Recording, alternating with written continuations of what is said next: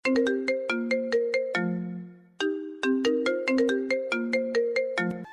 শোনো, একটা কাজ আছে, তুমি করবা?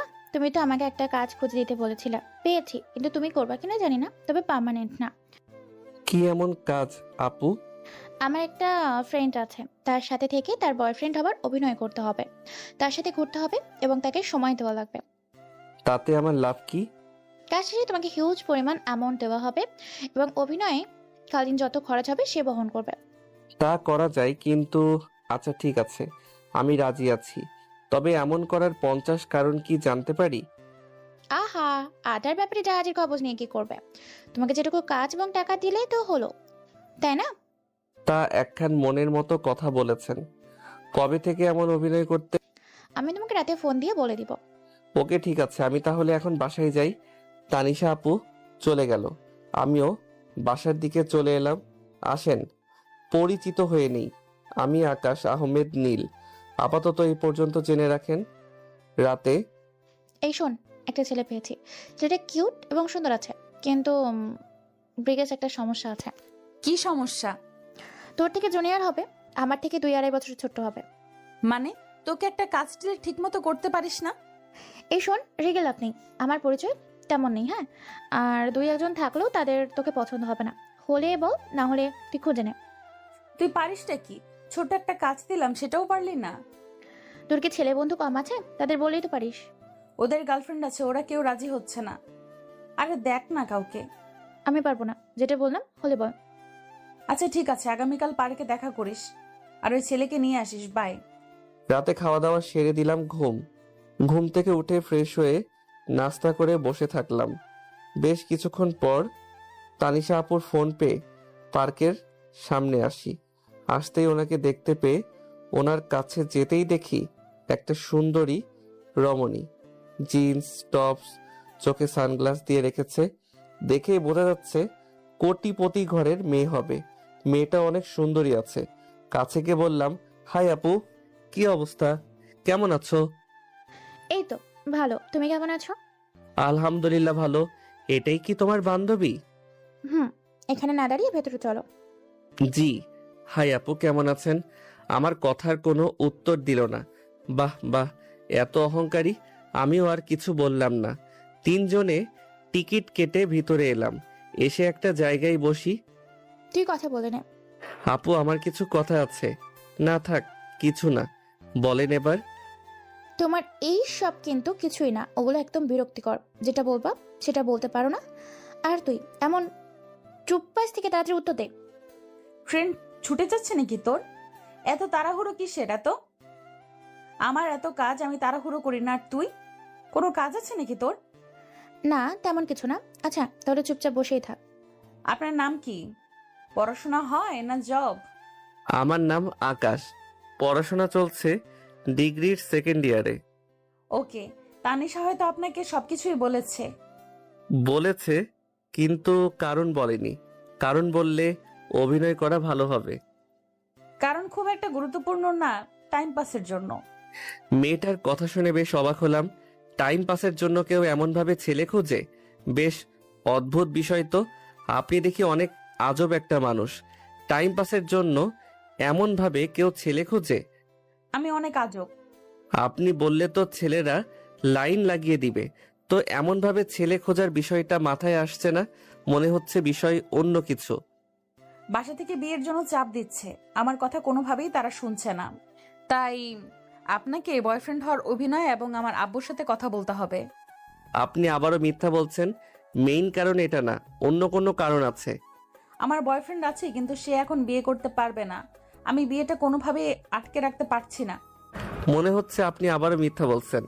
আপনারা যেহেতু বড়লোক, আপনার বয়ফ্রেন্ডও অবশ্যই বড়লোক হবে। বড়লোক হলে তো আপনার বাবার আপত্তি থাকার কথা নয়। এমনভাবে মিথ্যা না বলে সত্যিটা বলেন। সত্যিটা বললে আমার জন্য ভালো হবে। সত্যি বলতে, বলতে বয়ফ্রেন্ড না, একটা বর প্রয়োজন। মানে এখন বিয়ে না করলে আমি আমার নামে সম্পত্তি করতে পারবো না। যেদিন বিয়ে করব সেদিন সম্পত্তির কাগজপত্র আমার হাতে আসবে। আমিও তো ভাবি এমন করার প্রয়োজন কি। জি বুঝলাম, তো একটা বিয়ে করে নিলেই তো পারেন। এমন নাটক সাজানোর কি আছে? আমি এত তাড়াতাড়ি সাংসারিক জীবন শুরু করতে চাই না। অনেক স্বপ্ন পূরণ এখনো বাকি আছে।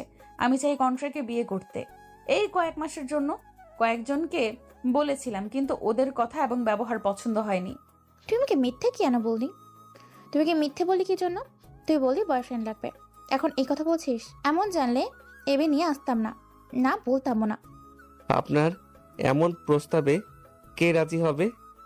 আমার কাজ শেষ হয়ে গেলে আপনাকে 3 লাখ টাকা দেব। আর কিছু শর্ত থাকবে। যেমন? বিয়ে হবে সত্যি সত্যি ঠিক আছে, তবে কাজ শেষ হবার সাথে সাথে ডিভোর্স দিয়ে দিব। আপনি আমার উপর কোনো প্রকার স্ত্রীর অধিকার দেখাতে পারবেন না। আমাকে কখনো টাচ করতে পারবেন না। টাকার তো অনেক প্রয়োজন ছিল, আর জীবনে একটা দাগও লেগে যাবে। কি যে করব বুঝতে পারছি না। একটু চুপ থেকে বললাম, আপনার শর্তে রাজি আছি, তবে 5 লাখ লাগবে। এটা অনেক বেশি হয়ে গেল না? আপনার কাছে এটা কিছুই না জানি, হলে বলেন, না হলে আমার কিছু বলার নাই।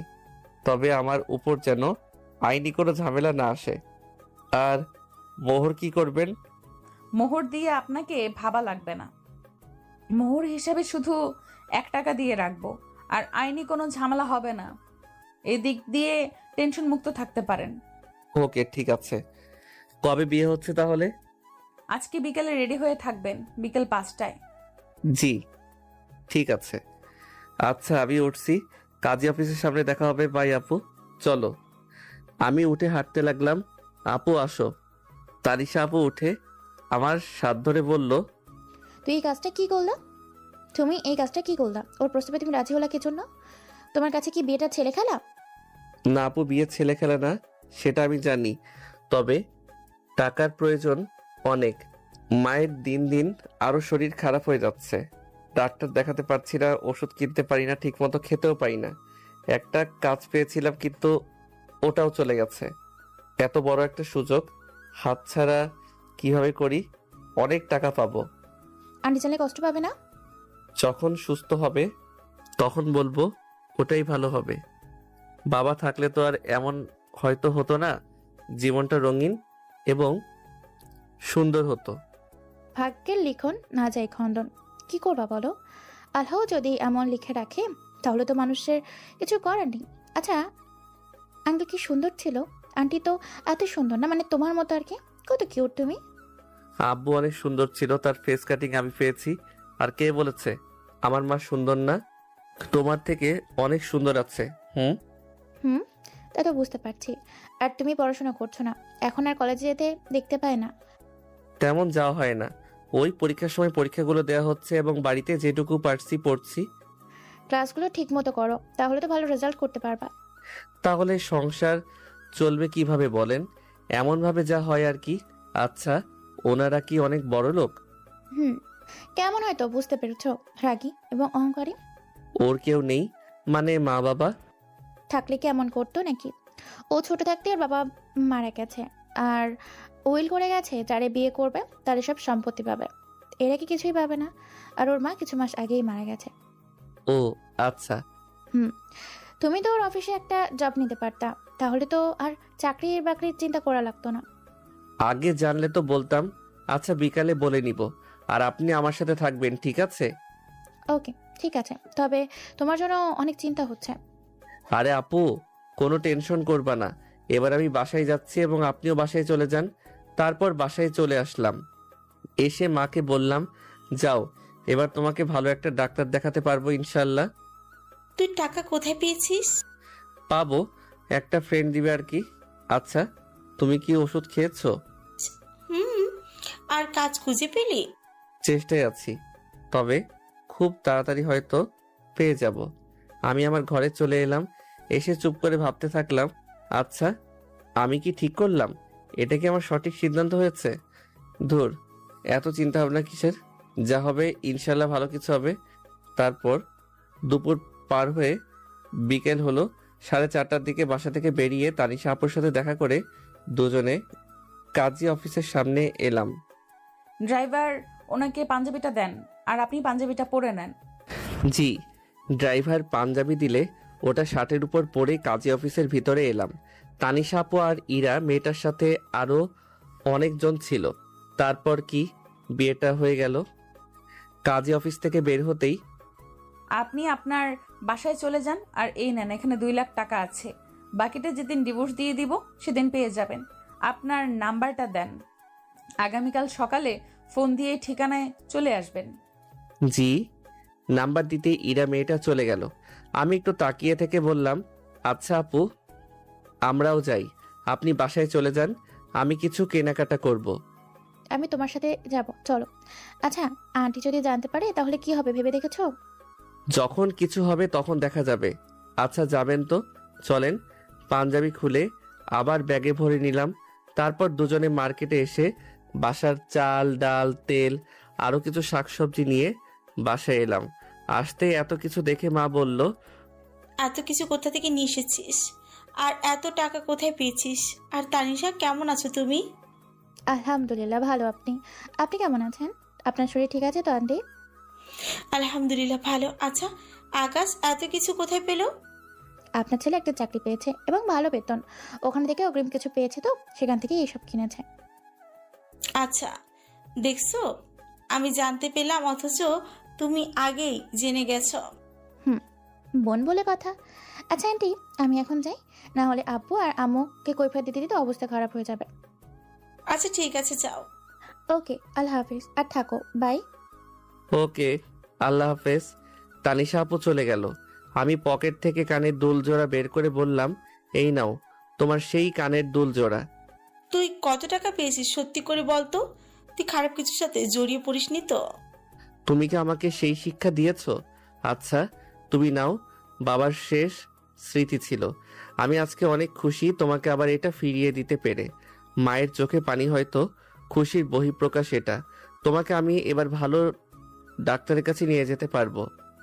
তোর কথা শুনে কিন্তু আমার ভয় করছে। আরে বললাম তো, ভয় পাওয়ার কিছু নেই। আচ্ছা এখন গিয়ে রান্না করো তো, আজকে পেট ভর্তি করে খাবো। মা রুমে গেল, আমি সব কিছু রান্নাঘরে রেখে এসে ঘরে এলাম। তারপর টাকাগুলো এক জায়গায় রেখে চুপ করে বসে থাকি। যেগুলো টাকা বেঁচে যাবে ওগুলো দিয়ে কোনো একটা বিজনেস করব। টাকাগুলো এমনি এমনি নষ্ট করব না। আল্লাহ হয়তো এবার কষ্ট দূর করবেন। আমার আর্তনাদ হয়তো এবার শুনেছেন। পরের দিন সকালে ঘুম থেকে উঠে ফ্রেশ হয়ে খেতে এলাম। খাওয়া শেষ করে ইরা মেয়েটার ফোন এবং ঠিকানা পেয়ে ওই ঠিকানা অনুযায়ী চলে এলাম। বিরাট একটা বাসা। ভিতরে যেতে যাব তখন গার্ডে আটকে দিল। আমি ফোন দিলাম, কয়েকবার রিং হওয়ার পর রিসিভ করলো। রিসিভ করতে বললাম, আপনার বাসার গার্ড আমাকে ভিতরে যেতে দিচ্ছে না। ওয়েট, আমি লোক পাঠিয়ে দিচ্ছি। জি। ইরা ফোন কেটে দিল। একটু অপেক্ষা করতেই একজন ভদ্রলোক এলো। গতকাল এই লোক তো ছিল। আসসালামু আলাইকুম, কেমন আছেন? ওয়ালাইকুম আসসালাম। আলহামদুলিল্লাহ ভালো। আপনি? আর আজকের পর থেকে বাসার ভিতরে আসতে চাইলে আসতে দিবেন। আলহামদুলিল্লাহ ভালো। আর কোনো কথা হলো না। লোকটার সাথে ভিতরে এলাম। বাপরে বাপ, এটা বাড়ি না অন্য কিছু। বাসার ভিতরে আসতেই, আপনি বসেন এখানে, ম্যাম আসছে। জি। তারপর সোফায় বসলাম। একটু পরে ইরা এলো, নীল একটা গাউন পরে আসছে। দেখতে এত সুন্দর লাগছে যে চোখ ফিরাতে পারছি না। তবু নিজেকে সামনে নিয়ে মাথা নিচু করে থাকলাম। আসতেই বললাম, কেমন আছেন? আলগাবির দেখাতে আসবেন না, আমার এসব পছন্দ না। এইসব রেখে কাজের কথায় আসি, একটু পরে উকিল আসবে। জি বুঝলাম। আমাকে কি কি করা লাগবে? যা যা সত্য তাই তাই বলবেন। কেমন ভাবে বিয়ে হলো সেটা বলার প্রয়োজন নেই। জি বুঝলাম। একজন কাজের লোক কফি দিয়ে গেল, দিয়ে যেতেই, কফি খান, একটু ওয়েট করেন, উকিল চলে আসবে। একটা কথা বলবো।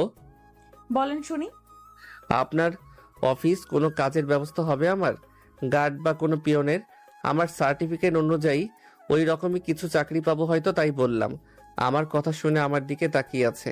ভুল কিছু বললে সরি। পরে ভেবে দেখব। ধন্যবাদ। আর আপনাকে অনেক ধন্যবাদ। যেমন ভাবেই হোক, কিন্তু আপনি আমার অনেক বড় উপকার করেছেন। কিভাবে? আমার টাকায় অনেক প্রয়োজন ছিল। বাসায় অসুস্থ মা, বাসায় খাবার ছিল না, এই শুধু টাকার জন্যে। কথা বলতে বলতে উকিল এসে সোফায় বসলেন। এটাই আপনার বর?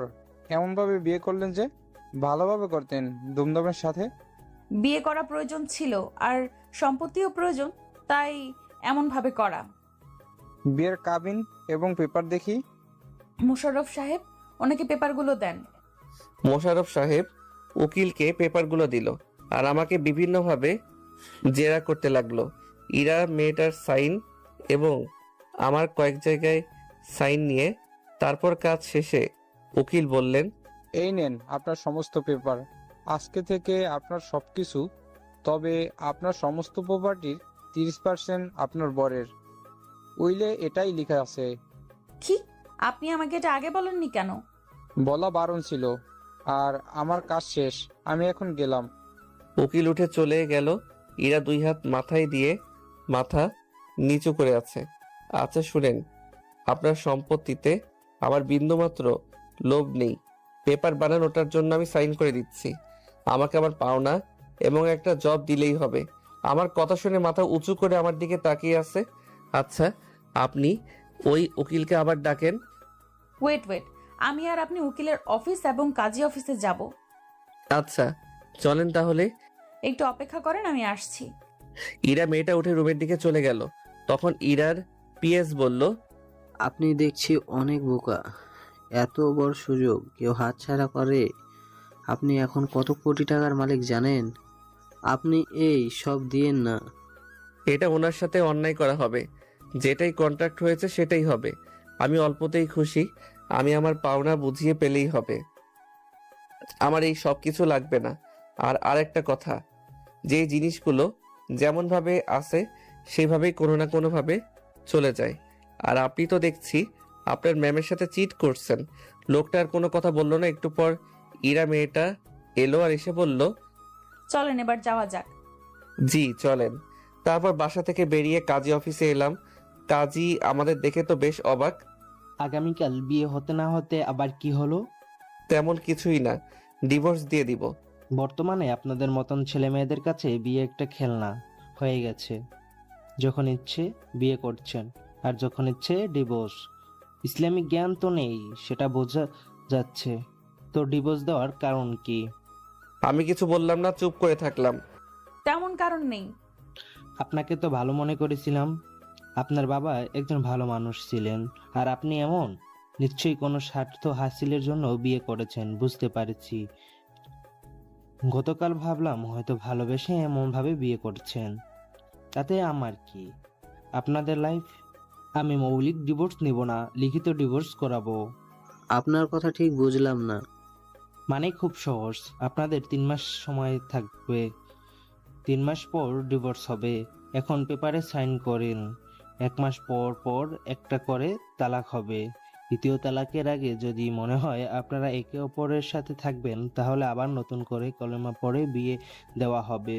আর তৃতীয় কলেমা হয়ে গেলে আর সম্ভব না। আমি পেপারগুলো রেডি করছি, আপনারা একটু বসেন। কাজী সাহেব, আমাদের যতদূর জানা আছে প্রাপ্তবয়স্ক হলে তো একেবারে ডিভোর্স হয়ে যায়। আমরা দুজনে অ্যাডাল্ট। আরে রাখেন, সমস্যা নেই। দেখতে দেখতে কবে 3 মাস পার হয়ে যাবে তার ঠিক নেই। আমি আর কিছু বললাম না। কাজী পেপার রেডি করতেই দুজনে সাইন করে দিলাম। আর দুজনকে একটা একটা করে পেপার দিল।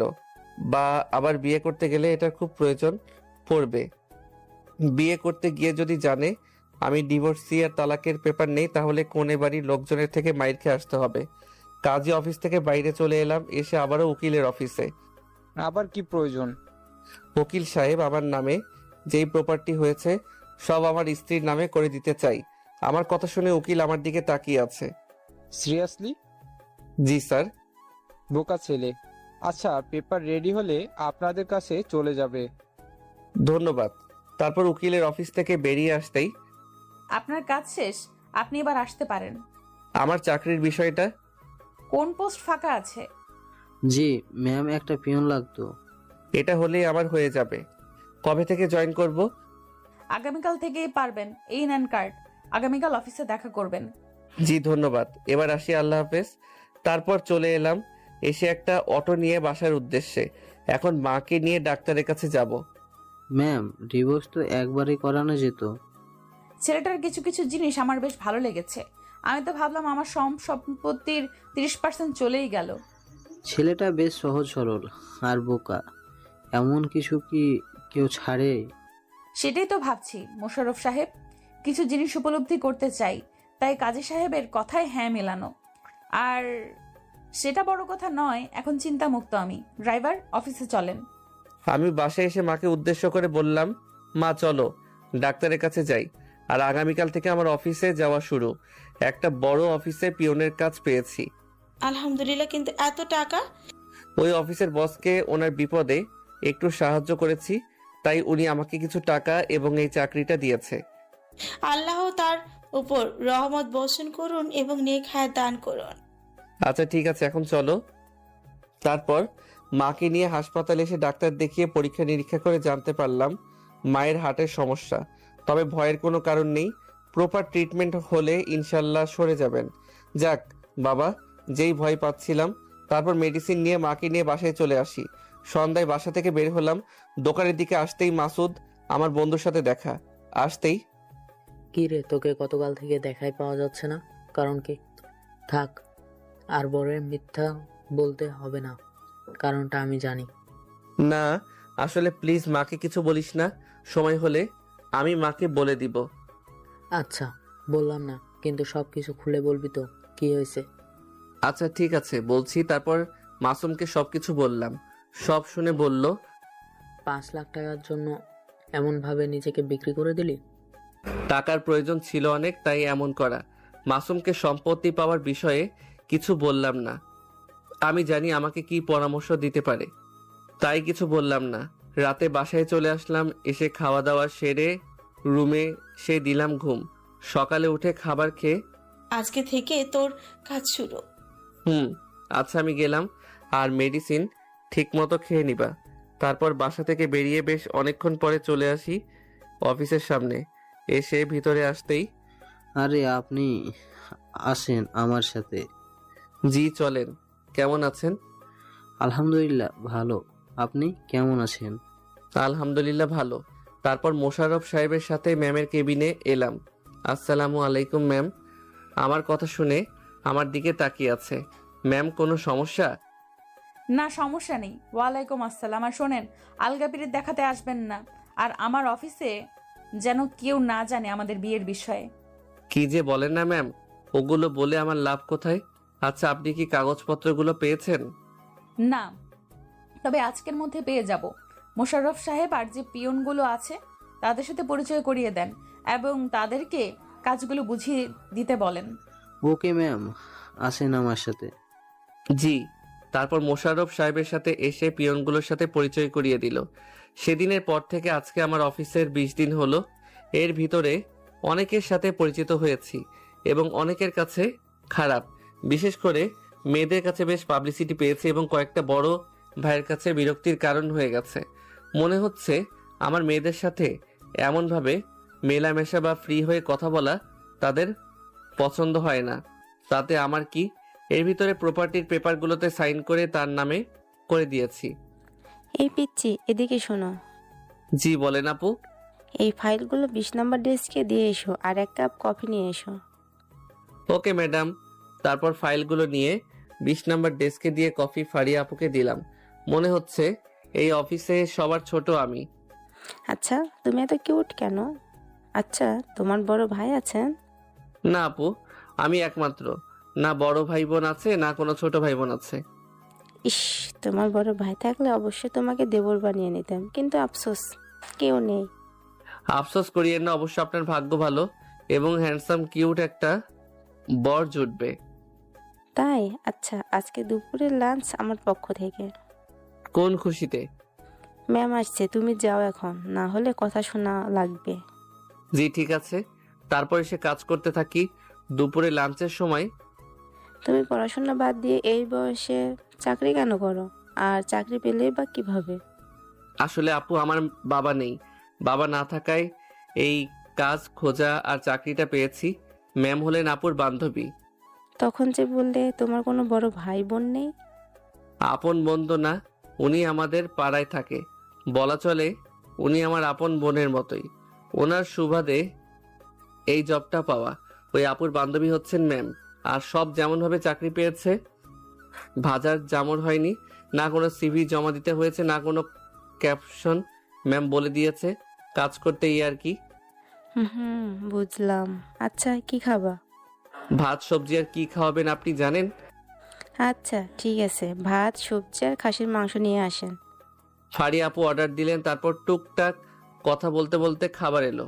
খেতে খেতে বললাম, আপনাদের সাথে কথা বললে কিছু কিছু ভাইয়া জ্বলে পুড়ে ছারখার হয়ে যাচ্ছে। এই যে আমি আপনাদের সাথে কত সহজে মিশে যাচ্ছি, কথা বলছি, এটা ওনারা সহ্য করতে পারছে না।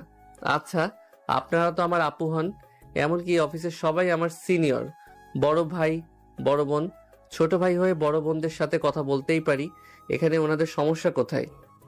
বাদ দাও, ওদের কথায় কান দেওয়ার প্রয়োজন নেই। ওইসব কে কে বোঝাবে, তুমি আমাদের ছোট ভাই। জি। তবে দিতামার বড় ভাই থাকলে অবশ্যই তোমাকে দেওর বানিয়ে নিতাম। ভাই থাকলে তোমার মতোই হতো। আচ্ছা বলো, প্রেম কয়টা করেছ? আমি কি আসতে পারি এখানে? আরে আসেন আসেন, আজকে আপনার অনেক দেরি হলো যে। অনেক কাজ ছিল জনাব। তোমাদের দেখি খাওয়া শেষ। আসেন না। আসেন, না খেলে বসেন। আমি কিন্তু খাওয়াতে পারবো না, এখনো কোনো বেতন পাইনি। আচ্ছা আমি বিল দিব পিচ্ছি। এই যে ওয়েটার, খাবার নিয়ে আসেন। আচ্ছা বলো সবার কি অবস্থা? এই তো ভালো, তোমার কি অবস্থা? আলহামদুলিল্লাহ ভালো। পিচ্ছি তোমার কি খবর? আলহামদুলিল্লাহ ভালো আপু। এই পিচ্ছি, বলো বলো, রিলেশন কয়টা করেছ? একজন ছিল, টাকাওয়ালা, কাক দেখে ঘোর। কষ্ট হয়নি? কষ্ট লাগলেও কি করার বলেন, সে সুখে থাকলেই খুশি। আহা, তোমাকে ছেড়ে চলে গেল আর তুমি খুশি নিয়ে পড়ে আছো। সে আমাকে ভালোবাসেনি ঠিক আছে, আমি তো তাকে সবটুকু দিয়ে ভালোবেসেছিলাম। আমি তো ওর খারাপ চাইতে পারি না। মেয়েটা কপাল পোড়া। আর রিলেশন করো না? একটাই ধাক্কা সামলে উঠলাম, আর একটা করব।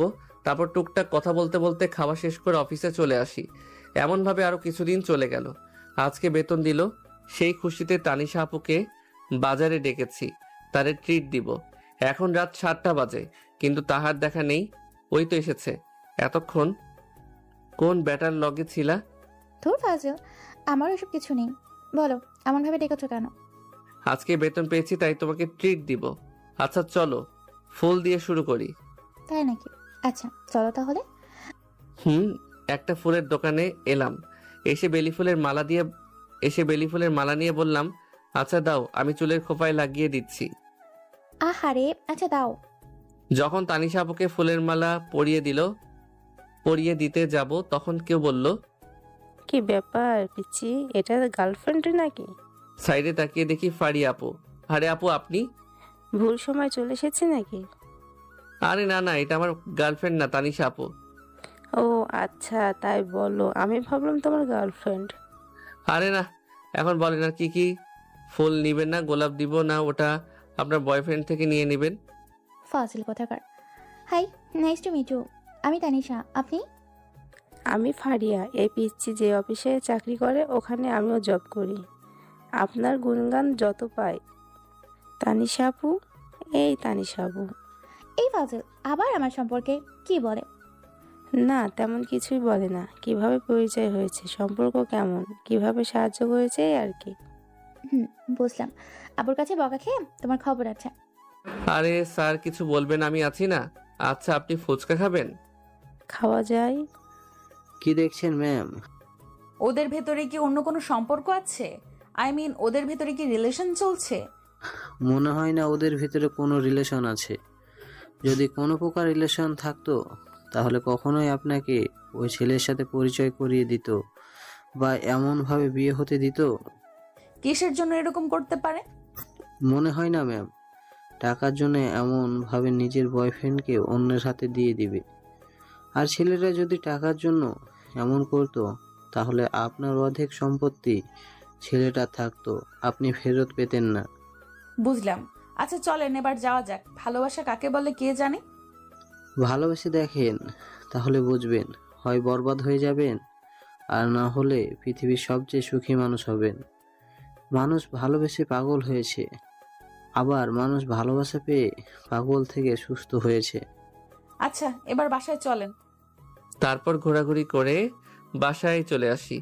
পরের দিন সকালে ম্যামের রুমে কফি নিয়ে যাওয়ার সময় কারোর সাথে ধাক্কা লেগে একজনের উপর কফি পড়ে গেল। ঠাস ঠাস। রাস্কেল, দেখে শুনে চলাফেরা করতে পারিস না? আমার এত দামি স্যুটকে নষ্ট করে দিল।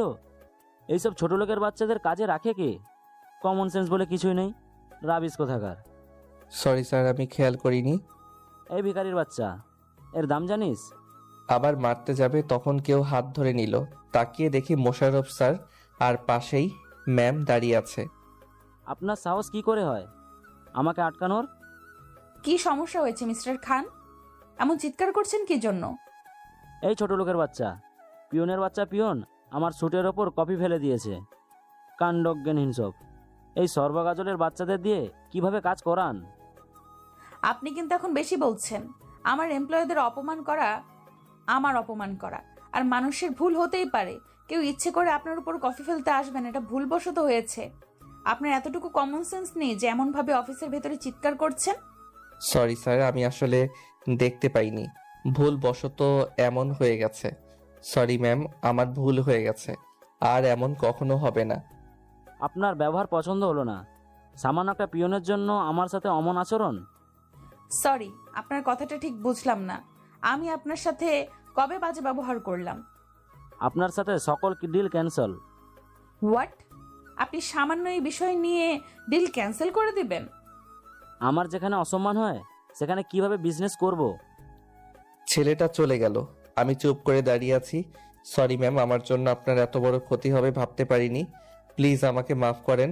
ঠাস ঠাস। দেখে শুনে হাঁটতে পারেন না? চোখ কোথায় রাখেন? এমনিতে আড্ডা তো ভালোভাবেই দিতে পারেন, তখন কোনো সমস্যা হয় না। সরি ম্যাম, প্লিজ আমাকে মাফ করে দেন। নেক্সট টাইম যেন এমন ভুল না হয়। এখন সবাই নিজ নিজ কাজে যান। এমনভাবে জটলা কিসের জন্য? Sorry ma'am. ম্যাম চলে গেল আর বাকি সবও চলে গেল নিজ নিজ কাজে। আমি একটা জায়গায় বসলাম। বসে থেকে হবে না, কাজ করি, না হলে দেখা গেল চাকরি যাবে। ম্যাম, ছেলেটাকে আপনার থাপ্পড় দেওয়া ঠিক হয়নি। আপনি বললেন মানুষ মাত্রই ভুল হয়, আর আপনি কিনা ওকে মারলেন। বিয়েটা আপনি যেভাবে করুন না কেন, সে এখনো আপনার বর আছে। ওর সম্মানের সাথে আপনার সম্মান জড়িয়ে আছে। যদি কোনোভাবে এটা জানাজানি হয় তাহলে আপনারও সম্মান যাবে। প্লিজ আপনি আমাকে একটু একা থাকতে দেন। 2 তারিখে 1 তালাক হয়ে গেছে না? জি ম্যাম। আর ওই ছেলেকে আমার কেবিনে পাঠিয়ে দেন। আর আমার কেবিনে আপনি বা কেউ যেন না আসে। জি ম্যাম। কাজ নেই তাই চুপ করে বসে আছি। তখন মোশাররফ সাহেব এলো। জি বলেন। ম্যাম, আপনাকে তার কেবিনে ডাকলেন। আমার চাকরি কি চলে যাবে? ম্যামকে একটু বুঝিয়ে বলেন না, যেন চাকরিটা না নেয়। আহা, এত ভয় পাচ্ছেন কেন? আপনি তো আগে ম্যামের কেবিনে যান। ঠিক আছে। আমি ভয়ে ভয়ে ম্যামের কেবিনে এলাম। এসেই বলতে লাগলাম, প্লিজ ম্যাম, আমার চাকরিটা নিবেন না, আপনার অফিস থেকে বের করবেন না। আমার এমন ভুল হবে না ইনশাল্লাহ। তখন থাপ্পড় দেওয়ার জন্য সরি, আপনাকে থাপ্পড় দেওয়া উচিত হয়নি। ম্যামের মুখে এমন কথা শুনে ওনার দিকে অবাক হয়ে তাকিয়ে আছি। ম্যাম, আপনি ঠিক আছেন তো? আপনি কি অসুস্থ? আমাকে দেখে কি অসুস্থ মনে হচ্ছে? না, আসলে আমাকে সরি বললেন তো তাই। আচ্ছা সরি, আমার ভুল হয়েছে। এমন না দাঁড়িয়ে থেকে বসেন।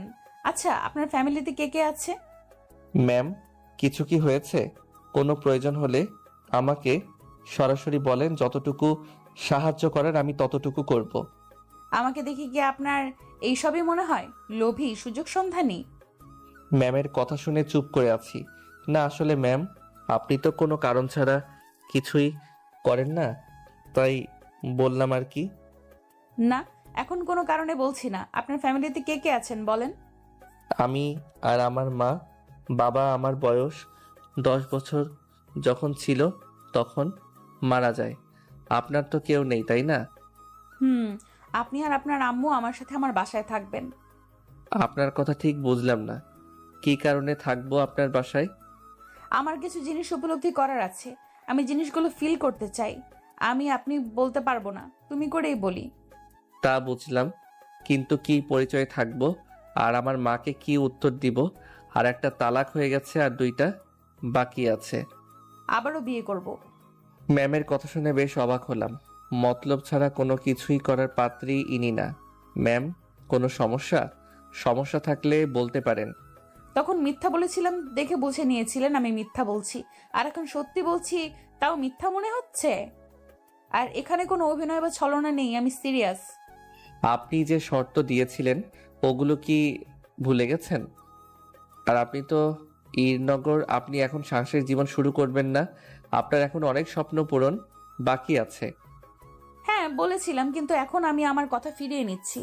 ওই স্বপ্নগুলো পূরণ বিয়ের পরেও করা সম্ভব, কিন্তু আমি অনেক কিছুই মিস করেছি এবং মিস করছি, যা ভবিষ্যতে আর করতে চাইছি না। কিছু কিছু জিনিস আমি ফিল করতে পারছি, যা এর আগে পারিনি। আপনার কথা বুঝলাম, কিন্তু ম্যাম আমি তো আপনার সাথে থাকতে পারবো না। মাফ করবেন, আপনি বলেছিলেন যে কাজ শেষে ডিভোর্স দিয়ে দিবেন, তাই রাজি হয়ে গেছিলাম, না হলে কখনোই রাজি হতাম না। আমার ভেতরে কমতি কিসের? আপনি সব দিক থেকেই পারফেক্ট আছেন, কিন্তু আমি আপনার যোগ্য না। আমি পারফেক্ট না। কেন না হতে? কতক্ষণ? একটা প্রবাদ আছে জানেন তো, স্বভাব যায় না মলে, কয়লা যায় না ধুলে। আমি যতই নিজেকে পরিবর্তন করতে চাই পারবো না, আমাদের দ্বারা সম্ভব নয়। মানুষের দ্বারা সবকিছু সম্ভব, আমি তোমাকে সেভাবেই বানিয়ে দিব। হয়ে গেলে আপনার কাছে খোঁচা খেতে খেতে জীবন যাবে। মানুষের এটা ধর্ম, খোঁচা দিয়ে কথা বলা। যখন খোঁচা দিবেন তখন ওগুলো বুকের ভিতর তীরের মতো গিয়ে লাগবে। আমি এমনি ঠিক আছি ম্যাম, সাধারণ সিম্পল, কোনো অহংকার নেই, কোনো অ্যাটিটিউড নেই। ডিভোর্সটা হয়ে যাক, তখন আপনি ভালো কাউকে দেখে বিয়ে করে নেবেন। আমি পারবো না ম্যাম, দুঃখিত। তেমন কোনো সমস্যা হবে না, আমি কোনো খোটা দিব না। আমি তোমাকে কোনো রকম ভাবেই ছোট হতে দিব না। ম্যাম নিজের জীবকে বিশ্বাস নেই, আর আপনাকে আমি কিভাবে বিশ্বাস করব? আমাকে আপনার এতটা খারাপ মনে হয়? তুমি আমার উপর বিশ্বাস রাখতে পারো, তোমার বিশ্বাস ক্ষুণ্ণ হতে দিব না। ম্যাম আপনি আপনার টাইপের অনেক ছেলে পাবেন, এমনকি অনেক ভালো ছেলে পাবেন। আমাদের ভিতরে যে চুক্তি হয়েছিল সেটাই হবে। আমি যে কয়েকটি খোঁজ নিয়ে দেখেছি সেখানে সব কয়টা লোভী পেয়েছি। সত্যি বলতে তোমার মতো আর কাউকে পাইনি। তুমি এত সম্পদ হাতে পেয়েও কত সহজে দিয়ে দিলা। আমি বিষয়টা বুঝতে পারছি ম্যাম, চিন্তা করবেন না। আপনি আমার থেকে ভালো কাউকে পাবেন, আল্লাহর উপর ভরসা রাখেন। আমি পেয়েছি, আর এখন আমি হাতছাড়া করতে চাইছি না। তুমি তোমার আম্মুকে বলো এবার ভালোভাবেই বিয়ে করব, আর তুমি বলতে না পারলে আমি সবকিছু আম্মুকে বলবো। আপনার কথা কেন যেন বিশ্বাস করতে পারছি না। আপনার এমন কথা শুনলে মনে হবে আপনার প্রতি কথার পিছনে কোনো না কোনো উদ্দেশ্য লুকিয়ে আছে। আমার মনে হয় না আপনি কাউকে ভালোবাসতে পারেন। কেন পারবো না? আমার কি মন নেই? আল্লাহ কি আমাকে হৃদয় ছাড়া পৃথিবীতে পাঠিয়েছে? আমি এত কথা বলতে পারবো না, আমি আর কিছু বলতে চাইছি না। আপনি খুঁজতে থাকেন, ইনশাল্লাহ ভালো কাউকে পেয়ে যাবেন। এতক্ষণ থেকে ভালোভাবে কথা বলছি দেখে খুব সাহস দেখানো হচ্ছে, তাই না? বিষয়টা তেমন না, আপনাকে আমার পছন্দ নয়। আমি শুনেছি আপনার অনেক ছেলে ফ্রেন্ড আছে। আমি সব থেকে ঘৃণা করি যেই সব মেয়েদের ছেলে ফ্রেন্ড এবং ছেলেদের মেয়ে ফ্রেন্ড আছে। আর আপনার পোশাক আমার পছন্দ নয়। মাফ করবেন ম্যাম, আমি আপনার প্রস্তাবে রাজি হতে পারছি না। যেখানে যেই জিনিস মানানসই সেই জিনিস সেখানে রাখতে হবে। আহা, আমি সেটাই করতে চাচ্ছি। যেখানে যে জিনিস মানানসই সেখানে সেটা রাখতে চাচ্ছি। ম্যাম আপনি ভালো কিছু ডিজার্ভ করেন, আপনার প্রয়োজন ছিল এবং আপনি ওই রকম শর্ত দিয়েছিলেন, তাই আমি রাজি হয়েছিলাম। এবং আমার টাকার প্রয়োজন ছিল, তাই আরও রাজি হওয়া, না হলে হতাম না। আর এমন কিছু হবে ভাবতেও পারিনি। আমি ভাবলাম হয়তো আপনি ডিভোর্স দেওয়ার জন্য উঠে পড়ে লাগবেন, কিন্তু বিষয়টি একদম আলাদা হয়ে গেল। ম্যাম বিষয়টা এখানে স্থগিত করলেই ভালো হবে। এই তুই এত কথা বলিস কি জন্য? তখন থেকে এত বকবক করছে যে মেজাজ খারাপ করে দিয়েছে। বলছি না তোকে আমার চাই, আমি তোকে ভালোবাসি। দেখলাম রাগে ফুঁসছে আর গালগুলো লাল হয়ে গেছে। এগুলো সব মিথ্যা, আপনার কথা আমি কখনো বিশ্বাস করছি না। এই আমি তোর বিশ্বাস কখন ভেঙেছি? তোর সাথে আমি যেই ডিল করেছি সেটা মাফিক কাজ হয়েছে। এমন না যে তোকে ধোকা দিয়েছি, তোর সাথে কথা বলেই তো সবকিছু হয়েছে। আপনি অনেক অহংকারী, আমি আর কিছু বলতে চাইছি না। আমি এখন গেলাম, বাই। তুই যদি উঠে গেছিস তাহলে তোর কি যে করব নিজেও জানি না। কিছু না বলে উঠে চলে এলাম। বাইরে এসে একেবারে অফিস থেকে বাইরে এসে চুপ করে একটা জায়গায় বসলাম। আমি ওনাকে বিশ্বাস করতে পারছি না। ওনার সাথে কখনো আমার মিলবে না। সব সময় দুজনের মধ্যে অমত থাকবে সবকিছু নিয়ে। ওনার চাওয়া পাওয়া এক আর আমার চাওয়া পাওয়া এক। ম্যাম, কি হয়েছে আপনার? কান্না করছেন কেন? আপনার হাত থেকে তো রক্ত পড়ছে। আমি এখনই ফার্স্ট এড বক্স নিয়ে আসছি। এত উত্তেজিত হবার কিছু নেই, রক্ত ঝরতে দেন, আমি ঠিক আছি। বেশি রক্ত পড়লে আপনি অনেক অসুস্থ হয়ে যাবেন। ওর সাথে কি এমন করলাম যে আমাকে বিশ্বাস করছে না? আমি যাই বলছি ভাবছি সব কিছু পেছনে নাকি আমার কোনো উদ্দেশ্য আছে। হয়তো আপনাকে তার পছন্দ না, বা আপনার কোনো কাজ পছন্দ না। সৌন্দর্যের পেছনে অনেক কিছু থাকে ম্যাম। সৌন্দর্য দিয়ে যদি পুরুষকে আটকানো যেত, তাহলে বাসায় সুন্দরী সুন্দরী বউ রেখে পতিতলায় এবং পরকীয়া করতো না। তবে কিছু মানুষ আছে যাদের চরিত্র কখন ঠিক হবে না। বাসায় যত ভালো বউ থাকুক, নিরিকুত্তার মতো অন্য মেয়ের পেছনে ছুটবে। আচ্ছা দেন, আমি ব্যান্ডেজ করছি, তারপর ওটার দেখছি কি করা যায়। আপনি কি তাকে সত্যি ভালোবাসেন? আপনার কি মনে হচ্ছে? কারো মনের কথা আমি কিভাবে বলবো? আচ্ছা, সত্যি ভালোবেসে থাকলে আমি বুঝিয়ে বলতে পারি, অথবা আপনার বান্ধবীকে বলে তাকে বোঝাতে বলতে পারেন। ওই ডাইনি এমন কিছু বলে রেখেছে যে আমাকে বিশ্বাস করতে পারছে না। আমি দেখছি কি করা যায়। আচ্ছা ম্যাম, আমি পিয়নকে পাঠিয়ে গ্লাসের টুকরোগুলো পরিষ্কার করতে বলছি, আর দেখছি ওনাকে বোঝাতে পারি কিনা। আমি চুপ করে বসে আছি, তখন কেউ পাশে এসে দাঁড়ালো। তাকিয়ে দেখি মোশাররফ সাহেব। জি স্যার, কিছু বলতেন? বলার জন্য তো আসা। আমি আপনার বাবার বয়সী হব, বলতে সংকোচ বোধ হচ্ছে, কিন্তু তাও বলছি। ম্যামের সমস্যাগুলো দূর করা বা তাকে বিভিন্ন কাজে সাহায্য করা আমার ডিউটি। দেখেন, আপনি ম্যামকে যতটা খারাপ ভাবছেন ততটা খারাপ উনি না। ওনার আম্মু মারা যাবার পর থেকে ওনার সাথে থেকে কাজ করে এসেছি। মেয়ে হিসাবে খুব খারাপ না। মানছি কিছুটা অহংকারী। টাকা পয়সা থাকলে এমন সবাই একটু একটু হয়ে থাকে। তবে আপনার সাথে এবার কোনো উদ্দেশ্য বিয়ে করতে বলছে না, আপনাকে সত্যি ভালোবাসে। যেদিন আপনারা ডিভোর্স পেপারে সাইন করেন, সেদিন থেকেই আপনার সম্পর্কে আমাকে জিজ্ঞেস করে। আপনি মানুষটা কেমন জানতে চাই। তার জন্য তো ডিভোর্সটা এমনভাবে করতে চাইলেন উনি। না হলে উনিও ভালো করে জানেন যে একেবারে ডিভোর্সটা হয়ে যেত। উনি আপনাকে বুঝতে চাইছিলেন, তাই উনি এতগুলো দিন সময় নিয়েছে। আপনি যখন সেদিন ম্যামের বান্ধবীর মাথায় ফুল বেঁধে দিচ্ছিলেন, তখন অনেক সময় দাঁড়িয়ে দাঁড়িয়ে আপনাদের দেখছিল। সেদিন কি গতকাল রাতেই তো। দেখেন, সমস্যা সবার জীবনে থাকে, মতের অমিল থাকে, এগুলো সরিয়ে এগিয়ে যেতে পারলে জীবন সুন্দর। আমাকে আপনি এখন কি বলতে চাইছেন? উনি সুন্দরী হতে পারে এবং টাকা পয়সা থাকতে পারে, কিন্তু এমন মেয়ে আমার পছন্দ না। আমার বউ হিসেবে চাই গৃহিণী, কোনো সরকারি চাকরিজীবী বা কোনো বিজনেসম্যানকে না। আমার পছন্দ হবে বাসায় থেকে আমার মাকে সাহায্য করবে। আমি বাসায় থাকলে আমার খেদমত করবে, বা কাজ শেষ হয়ে ক্লান্ত হয়ে যখন বাসায় ফিরবো তখন আমার খেদমত করবে। আমি জানি উনি এগুলো কখনো পারবে না, তাই আমি দূরে দূরে থাকছি। আমি স্মার্ট কোনো ছেলে না, আর হতেও চাই না।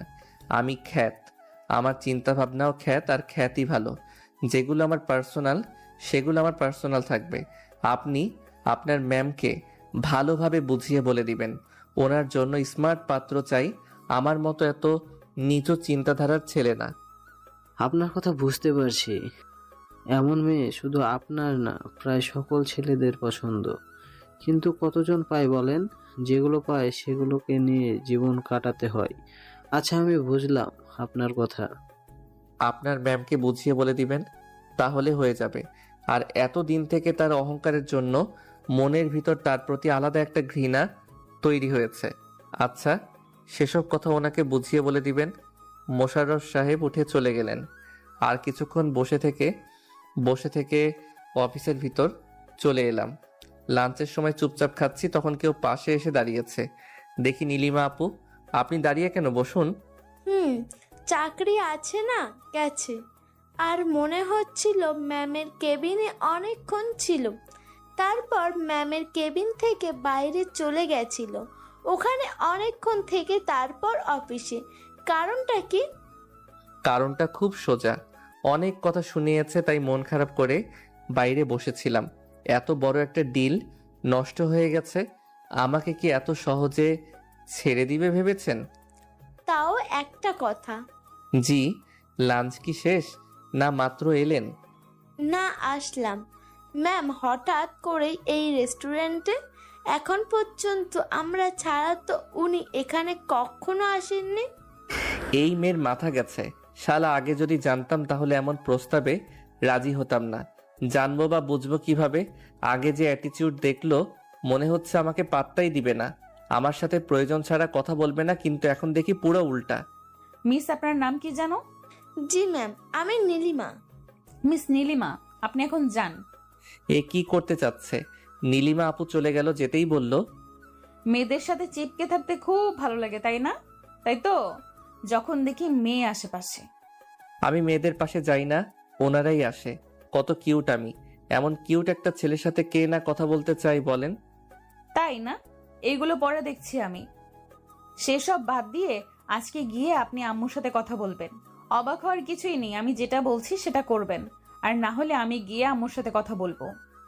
আচ্ছা ম্যাম, আপনি কি মদ বা ড্রিঙ্কস করেন বা বেশ থাকেন?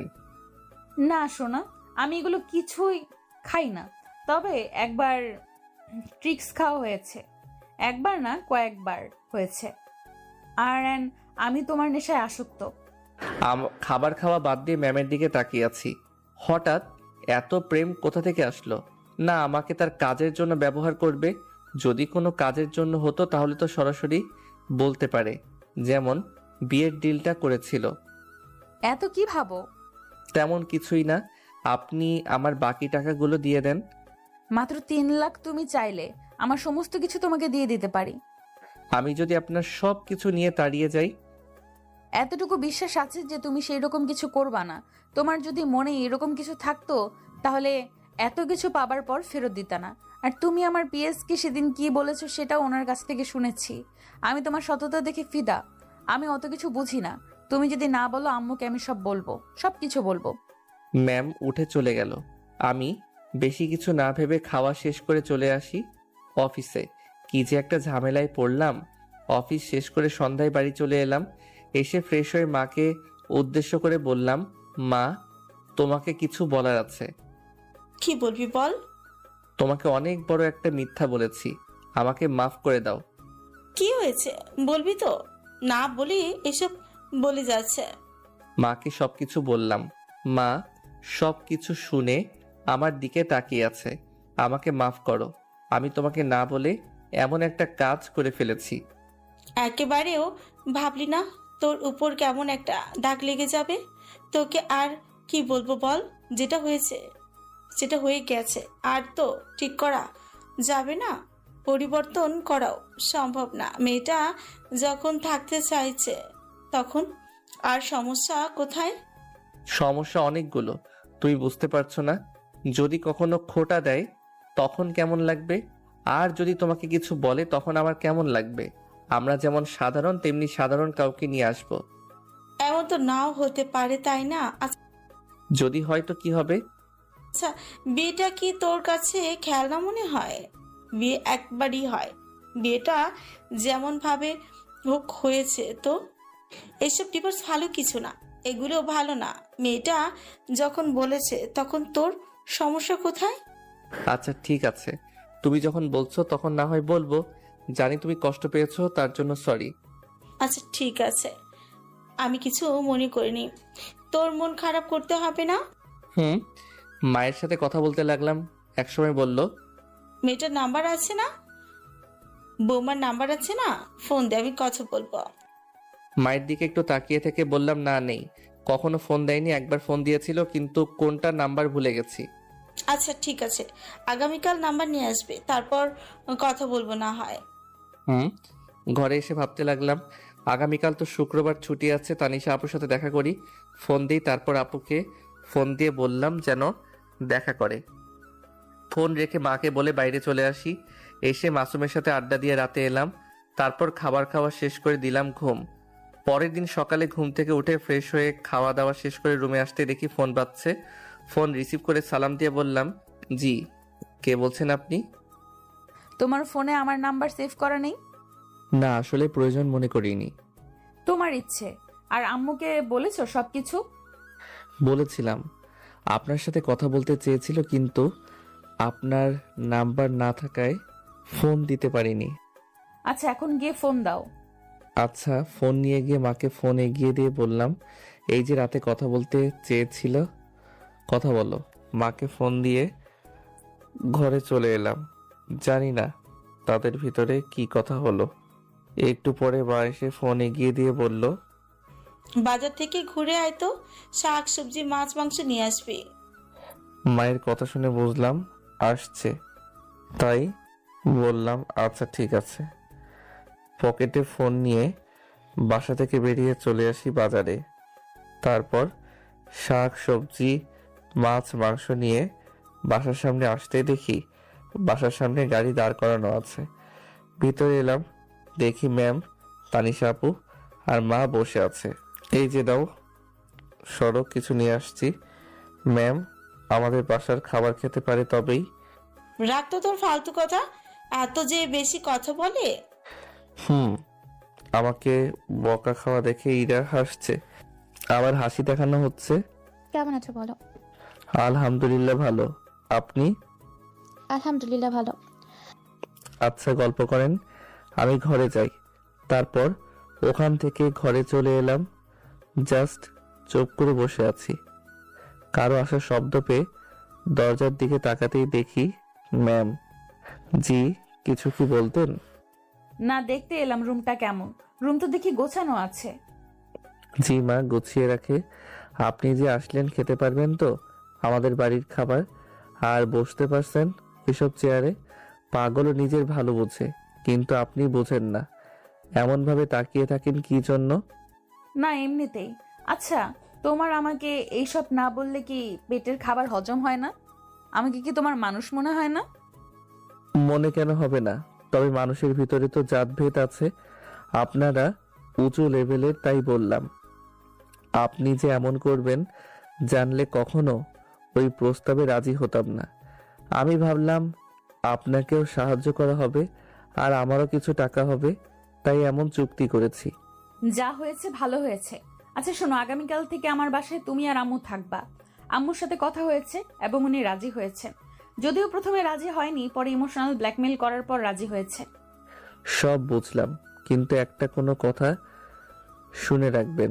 যদি আমাকে, আমার মাকে কোনো কথা খোটা দিয়ে বলেছেন বা রেগেই বলেন, আপনি যেভাবে বলেন না কেন, সেদিনই আপনি মামার লাইফে এবং আপনার বাসায় শেষ দিন।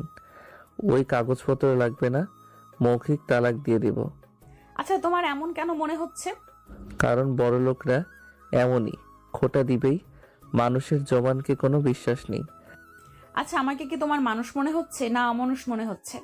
গতকাল থেকে আমাকে যে পরিমাণ বলেছো তার সব সহ্য করেছি। না উত্তর দিয়েছি, না প্রতিবাদ করেছি।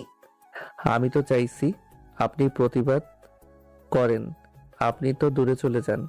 আমি তো সেটাই চাচ্ছি। আবার আপনি আমার দিকে এমন করে তাকিয়ে আছেন কেন?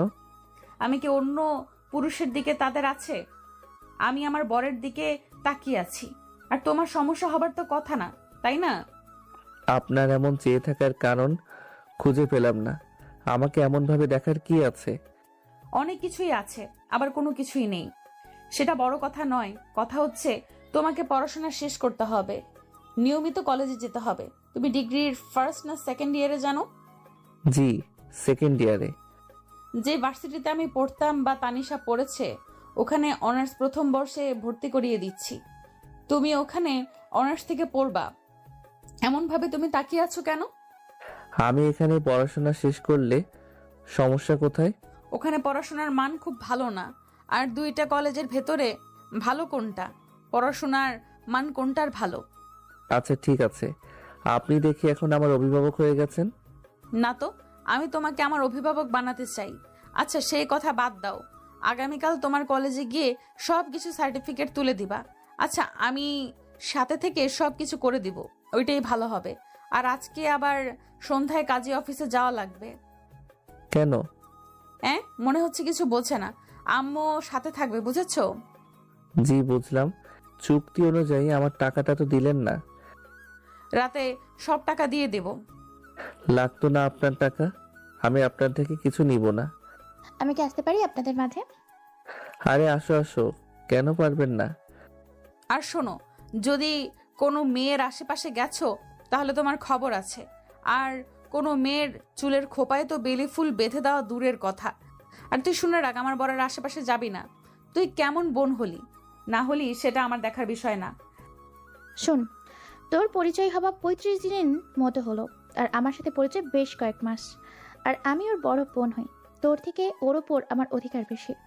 আর আমার চুলের খোপার ফুল বেঁধে দিবে। আগে জি না, আমার অধিকার আপনার থেকেও বেশি। আর যদি আমি ছাড়া যদি অন্য কোনো মেয়ের চুলে ফুল বেঁধে দিয়েছে তো ওনার হবে ভালোভাবেই। আমার উপর কারো অধিকার নেই। আমার কাজ নেই, কাম নেই, সেই ছোট বাচ্চাদের মতো ঝগড়া করে। আমার কণ্ঠস্বরে দুজনে মিটমিট করে হাসছে। দুপুরে গোসল করে নামাজ পড়ে এলাম। আসামের নিচে পার্টিতে বসতে দেখে কিছু বলতে গিয়েও বললাম না। আমি গিয়ে একপাশে বসলাম।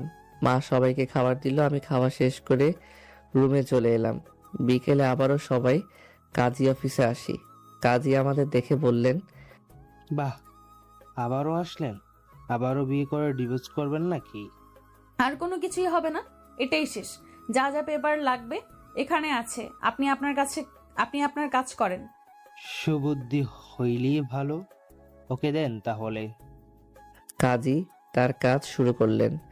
আবারও নতুন করে বিয়েটা হয়ে গেল। ইরা সবাইকে তার বাসায় নিয়ে এলো। আপনি যে এমনভাবে বিয়ে করলেন, আপনার বিজনেস পার্টনারগুলো তো জানলো না? আপনি না, তুমি করে বলো, আমি তোমার বউ। ওকে, তোমার এমনভাবে বিয়ে করা মানালো না। তোমার বিজনেস পার্টনারগুলো তো জানতেই পারলো না। একটা পার্টিতে সবাইকে ইনভাইট করে জানিয়ে দেব, ওগুলো নিয়ে তোমাকে ভাবতে হবে না। আম্মু কি করছে দেখি। আমিও যাব। দেখি বাসার কাজের মেয়ের সাথে বাসা ঘুরে ঘুরে দেখছে। বাহ, ভালো তো। তোমার কাজিন নেই না? মানে মামা, মামি, খালাম্মা, ফুপি, চাচা এরা? সবাই আছে, তবে কারোর সাথে আমার সম্পর্ক ভালো না। এই তুমি কেমন বলবা? আমার ক্যারেক্টার একদম বাজে। এই যে সোজাসুজি মুখের উপর সত্য কথা বলে দেই, সেটা বড় হোক বা ছোট হোক, তাই আমাকে কেউ পছন্দ করে না। আর তাই কারোর সাথে কোনো সম্পর্ক নেই। ও আচ্ছা, বুঝলাম। একা একা থাকতে খারাপ লাগতো না? কেন লাগবে না? আম্মুও নেই, আব্বুও নেই, কষ্ট প্লাস অনেক খারাপ লাগে, একাকিত্ব ফিল হয়। বাসার কাজের লোক আছে, অনেক আছে, তবু একা একা লাগে। আর চিন্তা নেই, এখন আম্মু পেয়ে গেছি। তোমার কোনো আম্মু নেই, আমার আম্মু। সত্যিই এমন না এমন অভিনয় করছে? ছোট বাচ্চাদের মতো স্বভাব। দেখতে থাকি তাহলে বুঝতে পারবো। আচ্ছা নিয়ে যাও। নিয়েছি তো। আম্মু দেখি কাজের মেয়েটার সাথে বেশ গল্প জমিয়েছে। সেটাই তো দেখছি। সময়গুলো কেটে গিয়ে রাত হলো। তিনজনে একসাথে বসে খাবার খেলাম। মাকে একটা রুম দেখিয়ে দিয়েছে। যা মেডিসিন খেয়ে শুতে যাও। মেডিসিন শেষ হয়ে যাবে। আচ্ছা, আগামীকাল গিয়ে নিয়ে আসবো। আচ্ছা তুমি ঠিক মতো খেলে না যে, অসুস্থ কি তুমি? আমি ঠিক আছে, কেন জানি ঠিক মতো খেতে পারলাম না। রাত তো অনেক হয়েছে। আমি গিয়ে এবার ঘুমিয়ে পড়ি। আর রাত না জেগে তোমরাও ঘুমিয়ে যাও। জি আম্মু, আম্মু কোনো সমস্যা হলে জানাবেন। আর না মা, কোনো সমস্যা নেই। আর হলেও অবশ্যই বলবো, টেনশন করিও না। আমার অনেক ঘুম আসছে, আমি ঘুমিয়ে গেলাম। আল্লাহ হাফেজ। খাওয়া শেষ করে ছাদে চলো, এত সুন্দর হয়ে চাঁদ উঠেছে, মুহূর্তটাকে এনজয় করব। চলো। তারপর খাওয়া শেষ করে ছাদে চলে এলাম। দেখি সুন্দর একটা দোলনা আছে, ওখানে গিয়ে বসলাম। ইশারা করে আমাকে ইরা তার কোলে মাথা রাখতে বলল। আমিও দেরি না করে কোলে মাথা রেখে ওর দিকে তাকালাম। মনে হচ্ছে কত আগে থেকে আমাদের প্রেম চলছে, তাই না? সেটাই মনে হচ্ছে। আচ্ছা, তোমার আপন কেউ নেই? বংশের অনেকেই আছে, তবে নানির বাড়ির কারোর সাথে সম্পর্ক নেই। কারণ মা আব্বু রিলেশন করে বিয়ে করেছিল। শুনেছি নানারা নাকি অনেক বড়লোক ছিল, মাকে তারা ত্যায্য করে দিয়েছিল। আর আমার দাদা নাকি তাও বাড়ি থেকে আব্বা এবং মাকে বের করে দিয়েছিল। আব্বার কাছে কিছু টাকা ছিল, তাই তখন ওই জমিটুকু কিনে ওভাবে চলার মতো একটা বাড়ি করে আর ছোট একটা চাকরি করত। ওখান থেকেই তাদের চলতো। আমার বয়স যখন 10, তখন আব্বা অ্যাক্সিডেন্ট করে মারা যান। তারপর থেকে আমি কাজ করে যেমনভাবে পারি তেমন সংসার চালিয়েছি। কখনো খেতে পেয়েছি ঠিকমতো, কখনো পাইনি। তোমরা দেখি অনেক কিছু সহ্য করছো। আম্মু বেশি কষ্ট সহ্য করেছেন। আচ্ছা, তুমি কি তোমার নানির বাসার কাউকে চেনো, বা তোমার দাদার বাসার কাউকে? না, আমি কখনো দেখিনি, তো চিনব কিভাবে? চিনলে বলতাম যে আম্মু আর আব্বুকে এমনভাবে কষ্ট দেওয়ার জন্য প্রতিশোধ নিয়ে নিতে। কেমন আব্বু আর আম্মুকে কষ্ট দিয়েছে মেনে নিলে কি এমন ক্ষতি হতো?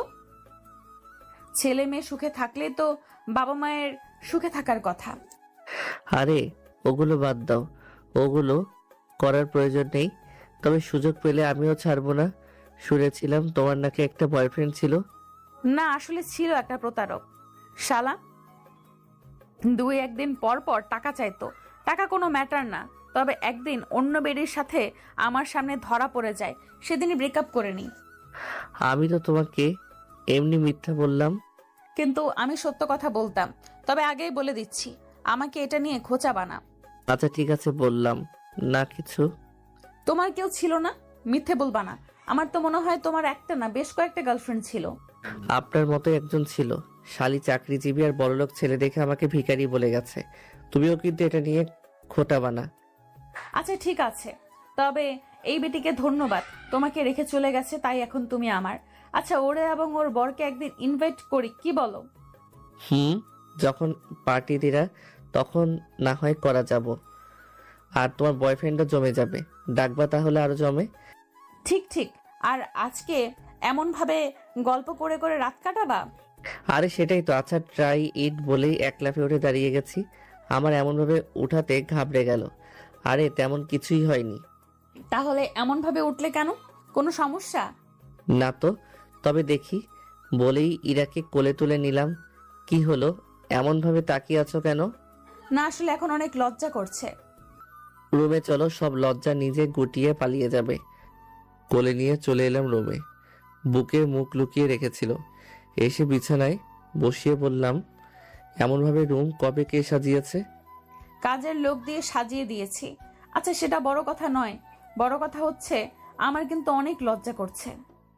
আচ্ছা, নতুন জীবনের শুরুটা কি ভালোভাবে শুরু করা বেটার না? তোমার কথা ঠিক বুঝলাম না, বুঝিয়ে বলো। নামাজ পড়ে নতুন জীবন শুরু করি। আচ্ছা তুমি নামাজ পড়ো? মা কিন্তু নামাজ না পড়লে সহ্য করতে পারে না। আমি যে এত বড় হবার পরে কত মাইর খেয়েছি তার ঠিক নেই। না, তবে আম্মুর থেকে সব শিখে নেব। আচ্ছা, যখন ও মন ভাবে বলছো, তখন চলো নামাজ পড়ে নেই। তারপর দরজা লাগিয়ে অজু করে নামাজ পড়ে এলাম। এরপর ওয়াশরুম না একটা আস্ত রুম বুঝলাম না, সেটা বড় কথা নয়। তারপর অজু করে এসে নামাজ পড়ে ঝাঁপিয়ে পড়লাম ইরার উপর। ঠোঁট থেকে শুরু করলাম, তারপর আস্তে আস্তে কাঁধে, তারপরে আর কিছু নেই। কিছুক্ষণ পরে দুজনের শরীরে উপর একটা মাত্র চাদর, শরীরে কোনো পোশাক নেই। এই চলো না আরেকবার হয়ে যাক। একেবারে কথা নেই, কাজ বেশি। তারপরে কিছু কিছু আর কি। পরের দিন সকালে, এই ওঠো গো, সকাল হয়ে গেছে। দেখো গিয়ে আম্মু রান্না বান্না শুরু করেছে। আমি রান্নাঘরে গিয়ে দেখি উনি রান্নাঘরে। হাত ধরে টান দিবে নখের উপর ফেলে দিয়ে বললাম, তুমি রান্নাও করো? যে রাধে সে চুলো বাঁধে। আমার খাবার আমি নিজে রেঁধে খাই। কপাল একটা চুমু দিয়ে বললাম, বাহ ভালোই তো। আমি ভাবলাম হয়তো এগুলো তুমি তোমার কাজের লোকজন করে। আমি আমার নিজের কাজগুলো নিজে করি।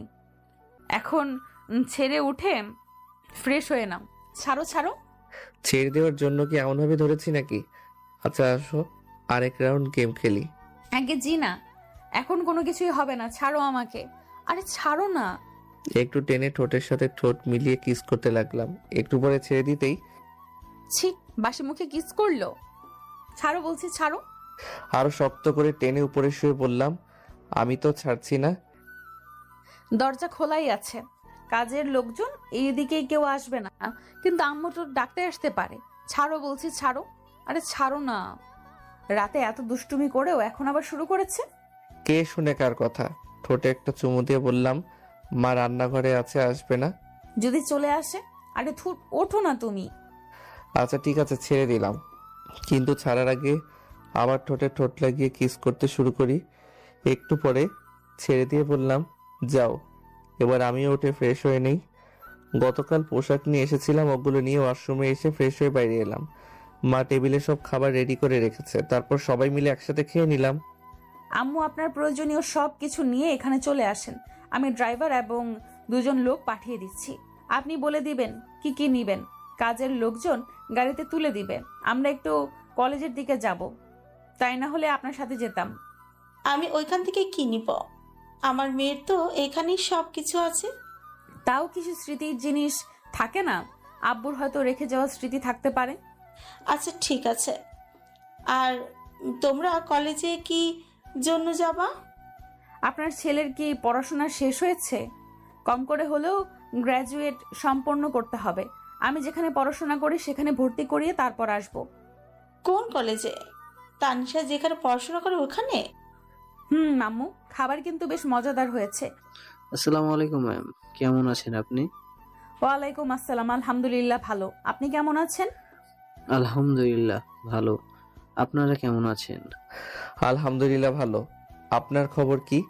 আজকে মনে হচ্ছে খুব খুশি খুশি লাগছে। আপনাদের দেখে অনেক ভালো লাগছে, তাই খুশি লাগছে। ধন্যবাদ মুশাররফ সাহেব, আপনার বোঝার জন্য। এমন একটা দিন উপর পেয়েছি এবং সামনেও পাবো। আমি আজকে আমার অফিসে যেতে দেরি হতে পারে, আবার নাও যেতে পারি। আপনি গিয়ে আজকে সবকিছু সামলে নেন। ওকে ঠিক আছে ম্যাম, আমি তাহলে এখন অফিসে গেলাম। মোশাররফ সাহেব চলে গেল। আমি আর ইরা খাওয়া শেষ করে রেডি হয়ে নিলাম।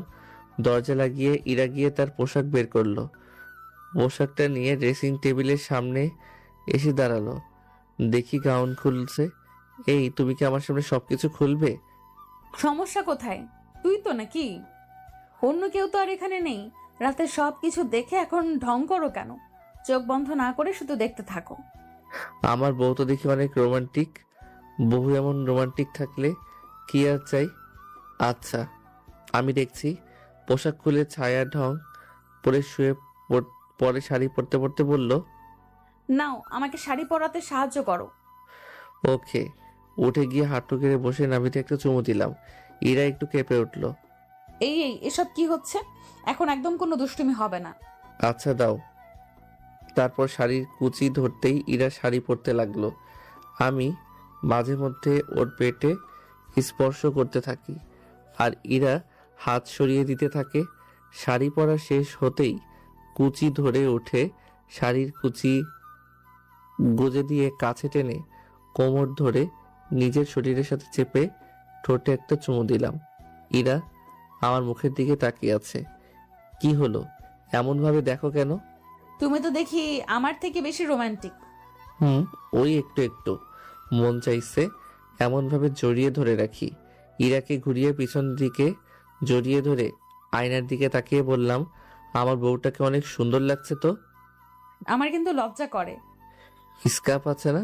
নীল একটা স্কার্ফ বা হিজাব হলে আমার বউটাকে আরো সুন্দর লাগতো। ও নীলপরি মনে হতো।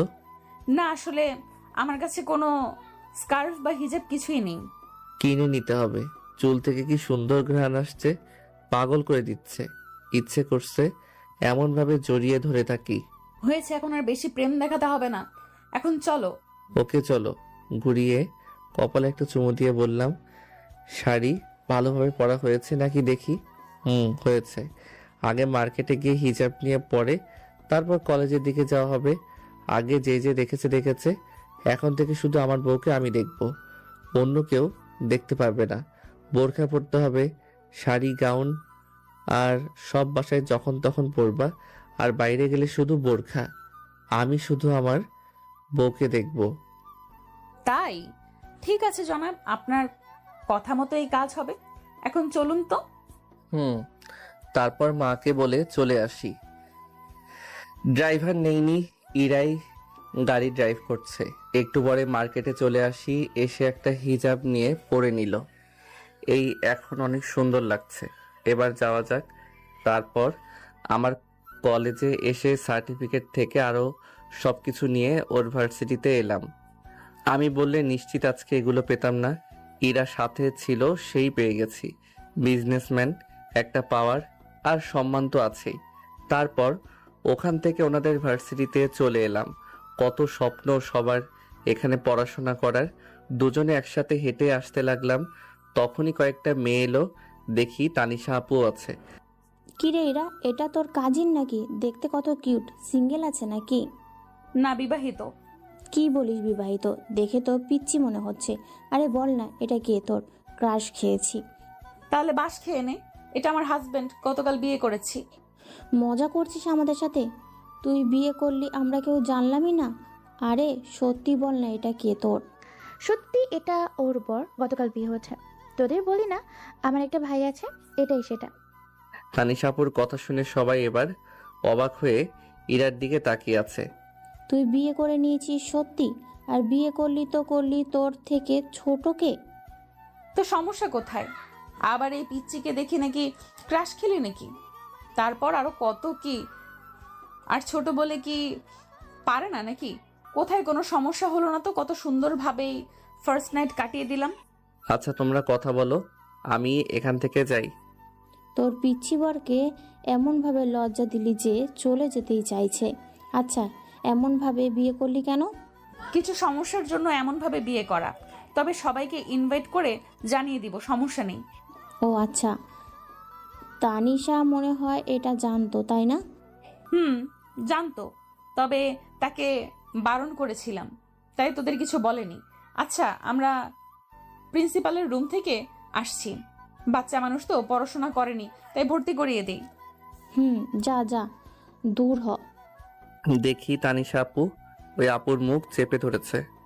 এদের মুখে কোনো কিছুই আটকায় না। ওটা বললেও খাওয়া হবে, না বললেও খাওয়া হবে। চলো চলো, এদের কাছে থাকলে লজ্জা ছাড়া আর কিছুই পাবা না। ইরা আমার হাত ধরে টানতে টানতে নিয়ে যেতে লাগলো।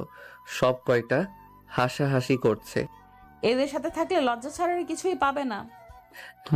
খুব বুঝতে পারছি। তারপর প্রিন্সিপালের সাথে কথা বলে কাজ শেষ করে চলে আসি। প্রিন্সিপাল বলল আগামীকাল থেকেই নাকি ক্লাস করতে পারি। দেখি ওই আপুগুলো এখনো দাঁড়িয়ে আছে। ওদের কাছে যেতেই, চলে যাবি? একটু মার্কেটে যাব, তারপরে ওখান থেকে অফিসে যেতে হবে। আচ্ছা, আমাদের দুলাভাইকে রেখে যা, একটু আদর যত্ন খেয়ে যাবে। চুপ, আমার পিচ্ছি কিউট বরের দিকে একদম নজর দিবি না।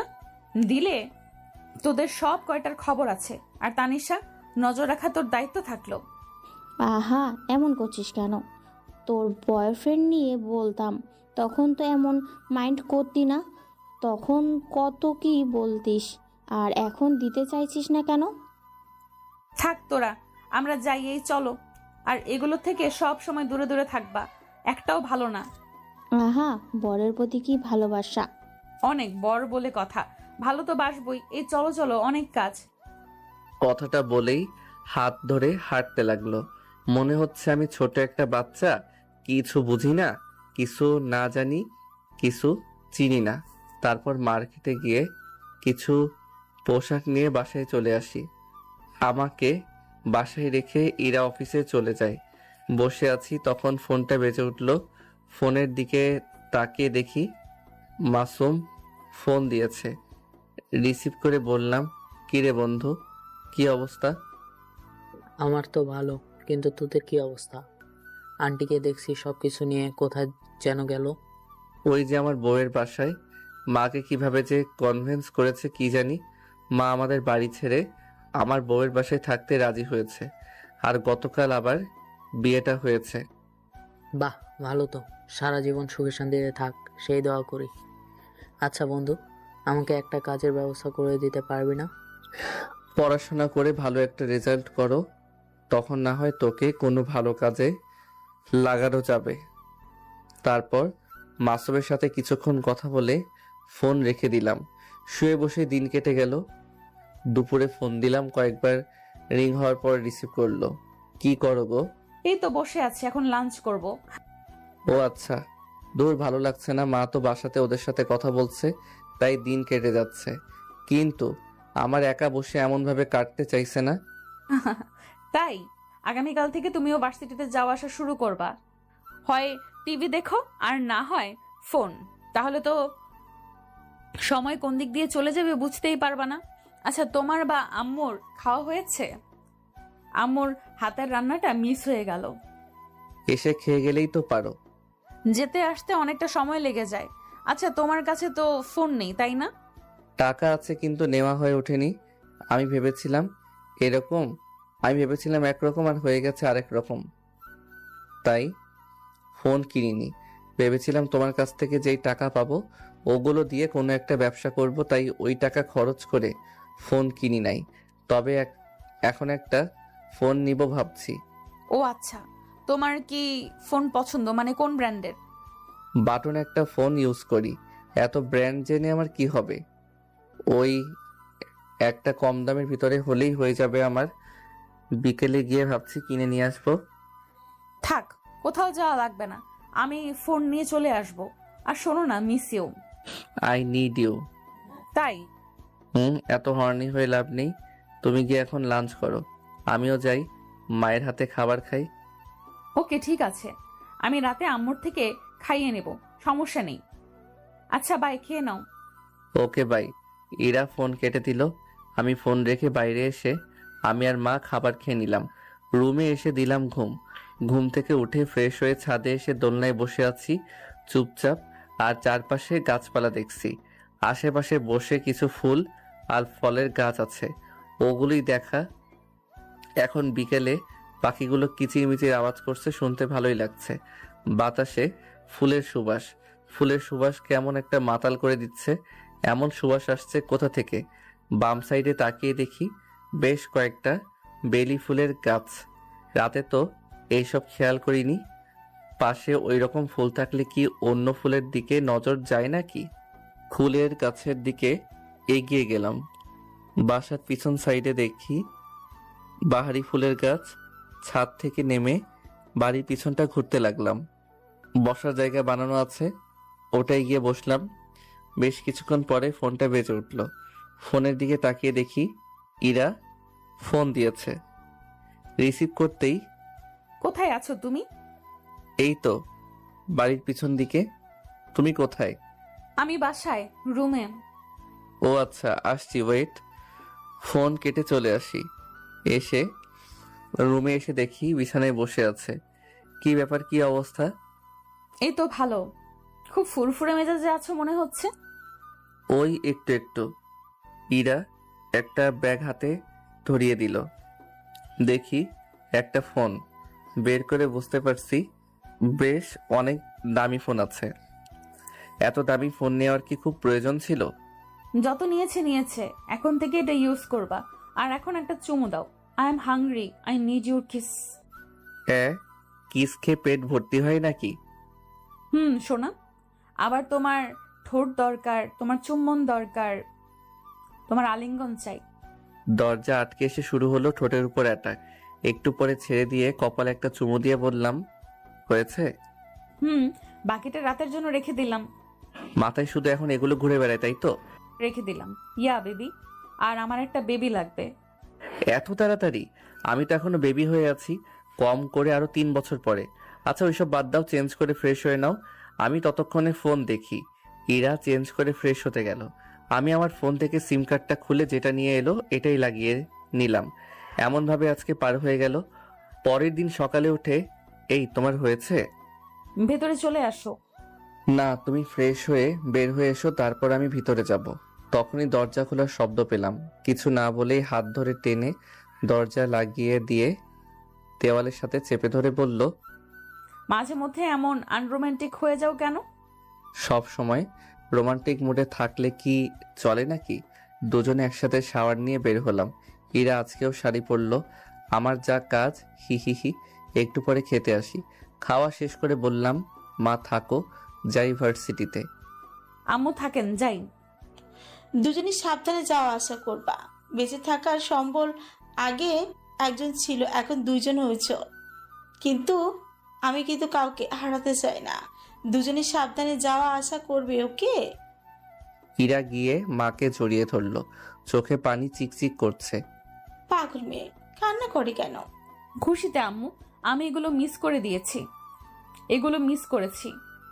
আমি তখন বুঝিনি আব্বু আম্মু কি, নিজের মন মতো চলেছি। এখন আমার অনেক আফসোস হয়, কষ্ট হয়। এখন আর করতে হবে না, আর কষ্ট পেতেও হবে না। আমি তো আছি, তাই না? যদিও আমি আছি, কিন্তু আপন মা বাবার মতো তো হতে পারবো না। তবে আমার যতটুকু শক্তি আছে সেটা দিয়ে দুজনকে আগলে রাখবো, ভালোবাসা, আদর, যত্ন করব। আর ভুল করলে নিজের মেয়ের মতো করে কিন্তু শাসন করতে হবে। আচ্ছা ঠিক আছে, এবার কান্না থামাও, অনেক কান্না করলাম। দুজনেই সাবধান হয়ে যাও, ওকে? আল্লাহ হাফেজ। আল্লাহ হাফেজ। মা ইরার গালে একটা চুমু দিল। আমি গিয়ে গালে এগিয়ে দিতে আস্তে করে একটা থাপ্পড় দিয়ে বলল, যা সর, আর এখন ভার্সিটিতে যা। যাচ্ছি যাচ্ছি। এখন অন্যজনকে পেয়ে তো আমাকে ভুলে যাবাই। আচ্ছা থাকো, আল্লাহ হাফেজ। এই চলো চলো। তারপর দুজনে চলে আসি। গাড়ি থেকে নামতে যাব, তখন ইরা ইশারা দিয়ে গাল দেখিয়ে দিচ্ছে। এগিয়ে দুই গালে আর কপালে একটা চুমু দিয়ে বললাম, এবার হয়েছে। খুব। আর ভুলেও মেয়েদের সাথে কথা বলবা না। আচ্ছা যাও। আমি গাড়ি থেকে নেমে গেলাম। ইরা চলে গেল। ভার্সিটির ভিতরে একটা ভাব নিয়ে প্রবেশ করলাম। দোস্ত, ছেলেটা কত হ্যান্ডসাম, কত কিউট, দেখছিস? এর আগে তো দেখি নাই। নতুন নাকি? ফার্স্ট ইয়ারের মাঝামাঝি এখন কেউ ভর্তি হয় নাকি? হয়তো ট্রান্সফার নিয়ে এসেছে। বড়লোকস আছে মনে হয় অনেক। সব ব্র্যান্ডের পোশাক আর শু পড়াতে পারলে গিয়ে পটিয়ে নেয়, জীবন একেবারে ঝাঁকানাকা হয়ে যাবে। সেটাই তো দেখছি, দাঁড়া গিয়ে দেখছি। আচ্ছা যদি গার্লফ্রেন্ড থাকে তখন কি হবে? থাকতেই পারে, সমস্যা কোথায়? সব আমি ভাগিয়ে দিব। যা যা, না হলে তোর আগে কেউ প্রপোজ করে বসে থাকবে। হাঁটতে হাঁটতে আসছি, তখন সামনে এসে একটা মেয়ে এসে দাঁড়ালো। এই যে হিরো, ভার্সিটিতে আজকে নতুন মনে হচ্ছে। জি, আজকে নতুন ট্রান্সফার হয়ে এসেছি। বাহ, আচ্ছা, আই লাভ ইউ। প্রথম দেখাতেই আপনাকে ভালো লেগেছে? মুচকি হেসে বললাম, আমি বিবাহিত। বিশ্বাস হলো না? এই বয়সে কে বিয়ে করে শুনি? লাইফ এনজয় করবে, তারপরে বিয়ে শাদী। সত্যি আমি বিবাহিত। বিশ্বাস হলো না? আপনি মিথ্যা বলছেন। সরাসরি বলেন যে পছন্দ না। এমনভাবে মিথ্যা বলার প্রয়োজন কি আছে? আচ্ছা, আপনাকে মিথ্যা বলে আমার লাভ কোথায়? আপনি কত কিউট আছেন, সুন্দর আছেন, কেউ কি রিজেক্ট করতে পারবে? সিঙ্গেল থাকলে তো আমি আপনার প্রস্তাবে এতক্ষণে রাজি হয়ে যেতাম। সমস্যা নেই, তাও প্রেম করব। এই সেমরি, কার জিনিসের দিকে হাত দিচ্ছিস জানিস তুই? জানতে পারলে তোর চোখ তুলে হাতে ধরিয়ে দিবে। আপু, আপনি? আর আমার বান্ধবী ইরাকে তুই তো ভালোভাবেই চিনিস। না চেনার কি আছে? আজ তো একটা গুন্ডি। ওই সিনিয়র ভাইয়াটা কি যেন বলেছিল, তখন এমনভাবে মার দিল যে হাত ভেঙে দিয়েছে। এমনভাবে কেউ কাউকে মারে? কিন্তু আপনার বান্ধবীর সাথে এনার সম্পর্ক কোথায়? এটা ওর বর। সামান্য গালি দেওয়ার কারণে যদি মারে, তাহলে এই দিকে চোখ দিলে তোর কি অবস্থা হবে ভাব। তো চোখ তুলে তো মার্বেল খেলবে। মেয়েটা আর কোনো উত্তর দিল না, এক প্রকার দৌড়ে চলে গেল। আমার বউয়ের এসব গুণও আছে, না জানি আর কি কি গুণ আছে।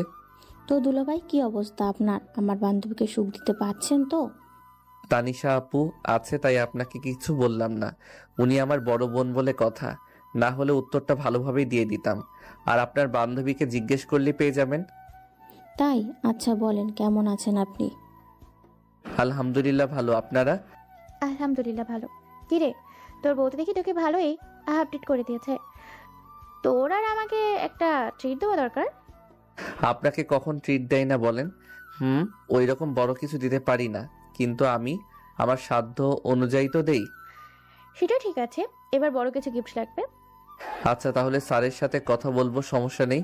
স্যার আর আমি মিলে গিফটের ব্যবস্থা করে দিব। কুত্তার থাক, তোর গিফট দেওয়া লাগবে না। আচ্ছা, আন্টি কেমন আছে? শরীরের অবস্থা কেমন?